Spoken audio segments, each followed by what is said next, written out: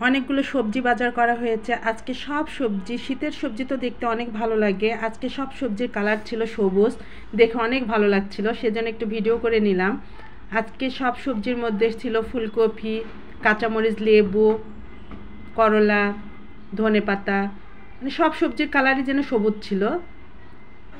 এখন সবগুলো গুছিয়ে রাখছি, বাজারগুলো নিয়ে আসা হয়েছে। এখন যখন যেটা রাখা যায় যেভাবে সেটা রেখে দেব, দিয়ে দুপুরে রান্না করব। আর কিছু ডিম আনা হয়েছে, কারণ একবারে ডিম আনা হয়েছে, বারবারে ডিম অনেক বেশি লাগে, কারণ বাচ্চারা ডিম ছাড়া চলেই না। সকালে বিকালে সন্ধ্যার নাস্তায় শুধু ডিম আর ডিম, সেজন্য একবার অনেকগুলো ডিম কেনা হয়। সবগুলো বাজার গুছিয়ে আজকে দুপুরে রান্না করব, আর সবগুলো সবজি রান্না করব।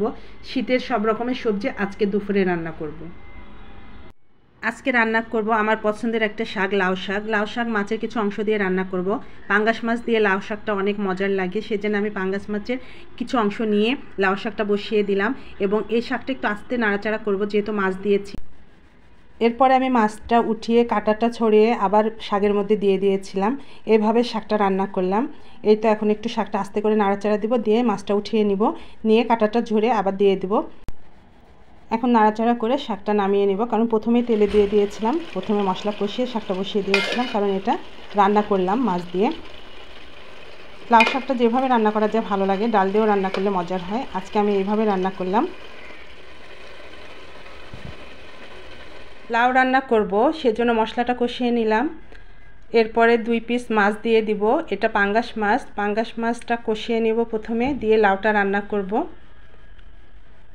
মাছটা দিয়ে দিলাম, দিয়ে মাছটা একটু কিছুক্ষণ সময় কষিয়ে নিব, নেওয়ার পরে লাউটা দিয়ে দিব। তো একটু নাড়াচাড়া করে নিব, আস্তে আস্তে নাড়বো। আর এই মাছে যেহেতু কাটা নাই, সমস্যা নাই। এর মধ্যে কিছু টমেটো দিয়ে দিব, বেশ পরিমাণে টমেটো দিয়ে দিলাম। এরপর একটু ঢাকনা দিয়ে ঢেকে দেব সিদ্ধ হওয়ার জন্য।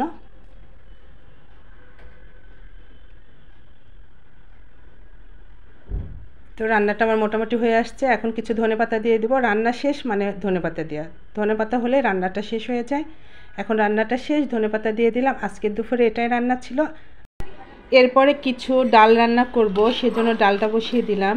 এখানে ডালটা আসলে চচ্চড়ি করে রান্না করব, শুকনা করে রান্না করব, সেজন্য সবগুলো মাখিয়ে বসিয়ে দিয়েছি। যখন ডালটা হয়ে আসছে তখন একটা ডিম দিয়ে দিলাম, রান্না করে নিব।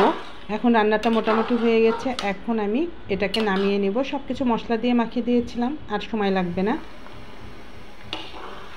সবগুলো রান্নায় মোটামুটি সবজি রান্না ছিল, সেজন্য একটু ডাল রান্না করে নিলাম। আজকে দুপুরে এগুলো রান্না ছিল। সবাই আমার ভিডিওটা দেখলে অবশ্যই লাইক কমেন্ট করবেন। আজ এ পর্যন্ত, সবাই ভালো থাকবেন।